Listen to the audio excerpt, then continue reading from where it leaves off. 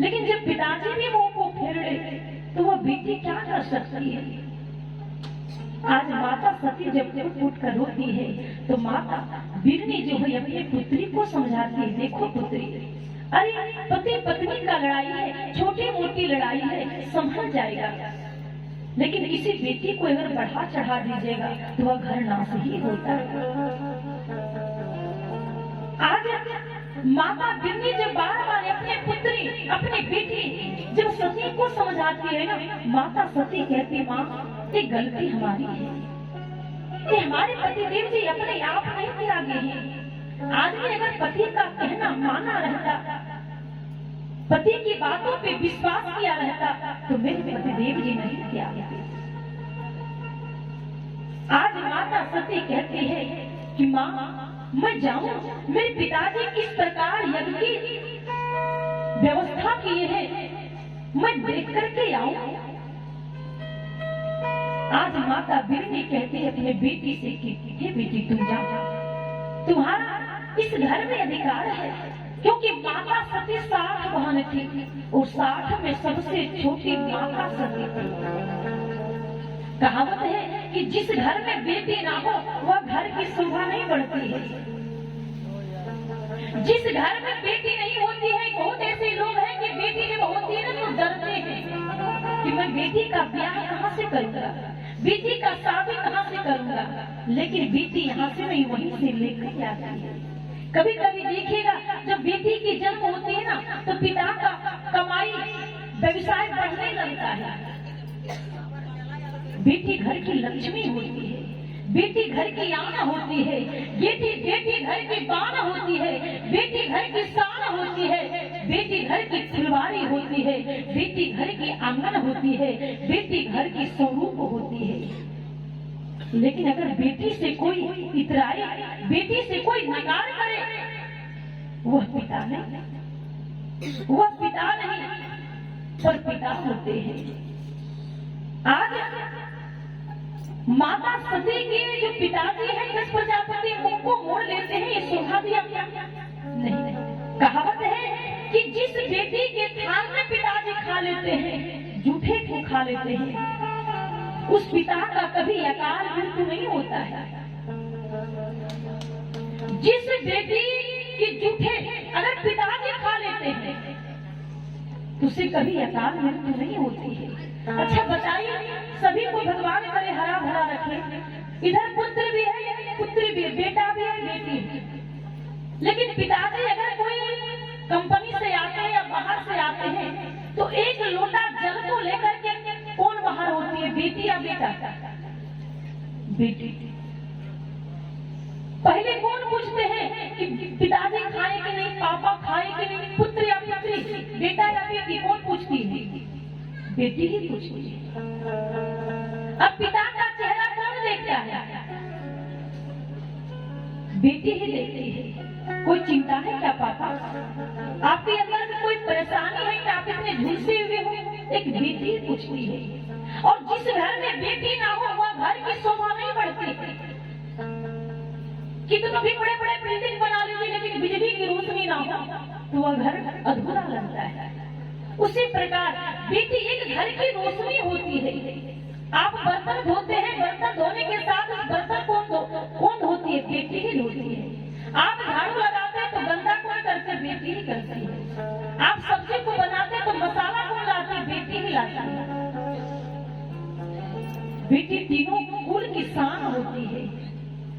बेटी एक ऐसी चीज है कि अपने घर की, अपने ससुराल की, अपने मामा घर की, तीनों कुल की वह राज होती है। और जिस घर में बेटी बहू को सम्मान नहीं मिलता है उस घर में दरिद्रता आती है, उस घर में कभी लक्ष्मी नहीं आती है। अगर लक्ष्मी भी आती है तो पूर्व जन्म का कमाई होता है तो आपके यहाँ धन आया है। लेकिन जिस घर में बेटी और बहू को सम्मान नहीं मिलता है उस घर में कभी लक्ष्मी आने वाला वह तो एक भोगना पड़ेगा। आज जैसे माता सती जब उस सभा में यज्ञ में जब जाती है, जब पिताजी की नजर जब माता सती पर पड़ती है, जैसे राजा दक्ष प्रजापति माता सती को देखते हैं, दक्ष प्रजापति क्रोधित हो जाते हैं, क्रोध में यार बबूला हो जाते हैं। तुम्हें निमंत्रण क्यों दिया? कौन दिया निमंत्रण? क्यों बुलाया? क्यों आई हो? माता सती कहती है, पिताजी, बेटी कभी पिता की बर्बादी नहीं देखना चाहती है। मैं आपकी सुरक्षा के लिए आई हूँ। और क्यों? कि हे पिताजी, आप यज्ञ को करें कोई बात नहीं है, लेकिन जब तक हमारे पति परमेश्वर भोलेनाथ जी को आप निमंत्रण नहीं दीजिएगा, जब तक आपने स्वागत नहीं कीजिएगा, आसन नहीं दीजिएगा, तब तक यह यज्ञ सुरक्षित होने वाला नहीं। यह यज्ञ कभी पूर्ण संपूर्ण होने वाला नहीं है। राजा दक्ष प्रजापति कहती है कि तुम्हें भी जाना है तो तुम भी यहाँ से चली जाओ, तुम्हारे पति परमेश्वर को कोई बुलाने वाला नहीं। जैसे ही राजा दक्ष प्रजापति कहते हैं कि तुम्हें भी मन करता तुम भी चली जाओ, लेकिन तुम्हारे पतिदेव को निमंत्रण नहीं मिलेगा, वैसे माता सती कहती है कि जिस समय हमारे पतिदेव जी त्यागे थे वो अच्छी थी, लेकिन आज जो हमारे पति का आसन नहीं मिला है, आज वो सबसे बड़ी अनुचित बात है। अब मैं रहकर क्या करूंगी?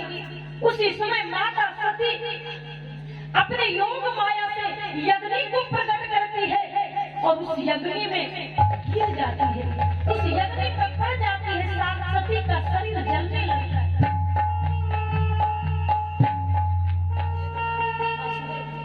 हमारे वासुदेव वर्मा जी की तरफ से भी 111 रुपया का दान आया है।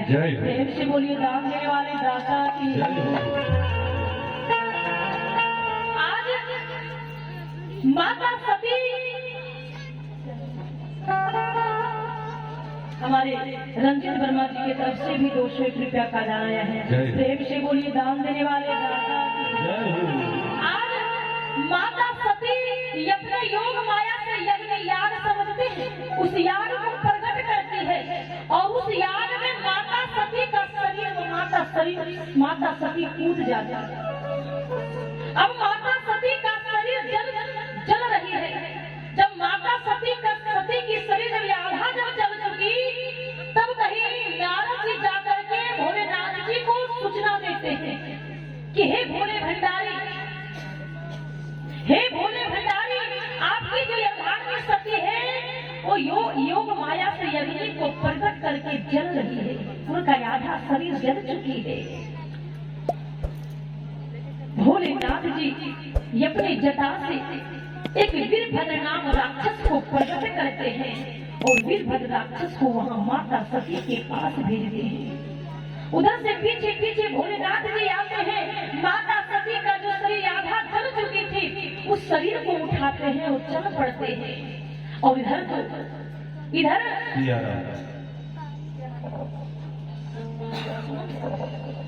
हमारे सुमन साहब जी की तरफ से भी 51 रुपया का प्रेम से बोलिए दान देने वाले दाता की। और वीरभद्र जो राक्षस था, ये अपने तलवार से सभी का सर काट दिया। और जो राजा दक्ष प्रजापति सती के पिताजी जो थे, उनका भी सर को काट देते हैं। अब माता सती के आधे जले हुए शरीर को भोलेनाथ जी उठाते हैं और चल पड़ते हैं। अब कहाँ जा रहे हैं कोई पता नहीं। अब भोलेनाथ जी देखते हैं कि अब सारे देवी देवता देखते हैं कि सभी का सर कटा हुआ है, यज्ञ भी पूर्ण नहीं हुआ है। अगर इस देवलोक में यज्ञ ही पूर्ण नहीं हुआ है तो धरती पे धराधाम में कोई संसार में यज्ञ को संपूर्ण नहीं कर पाएगा। क्या किया जाए? तो भोलेनाथ जी को रोका जाए। भोलेनाथ जी कैसे रोके? भोलेनाथ जी तो पत्नी के वियोग में जा रहे हैं। भगवान भोलेनाथ जी को बहुत प्रयास करते हैं, लेकिन भोलेनाथ जी नहीं लिखते हैं। तो भगवान विष्णु जी अपने चक्र से माता सती की शरीर आधा जल चुकी थी, आधा जो बची हुई थी, उस सती के शरीर को 54 भाग में काट दिया गया, छोटे छोटे मांस का टुकड़ा कर दिया गया। कि देखिए शरीर की क्या दुर्गति है। पहले आधा सती की शरीर जल चुकी है, फिर उस आधा जो बची हुई थी, उस आधा शरीर को 54 भाग में काट दिया गया, छोटे छोटे मांस का टुकड़ा बनकर वहां फैल गया। और जहाँ जहाँ वह छोटे छोटे मांस का टुकड़ा गिरा, हरिद्वार में वह शक्तिपीठ नाम के मंदिर से जाना जाता है। वह जहाँ जहाँ छोटा छोटा टुकड़ा का मांस पड़ा, वह शक्तिपीठ नाम के मंदिर से वहाँ भव्य भव्य मंदिर बन गई और वहाँ भी पूजी जाती है। जब भोलेनाथ जी की दोनों हाथ जब खाली हो चुकी, तब भोलेनाथ जी सोचते हैं कि हम हैं कहाँ। उसी समय सारे देवी देवता उनके पैर को पकड़ लेते हैं कि हे प्रभु, यज्ञ जो है संपूर्ण नहीं हुआ है, इस यज्ञ को संपूर्ण करें। उसी समय भोलेनाथ जी एक बकरा का सर काटते हैं और वह सर दक्ष प्रजापति के गर्दन में लगाते हैं और फिर यज्ञ को संपूर्ण करते हैं। प्रेम से बोलिए यज्ञ महारानी की।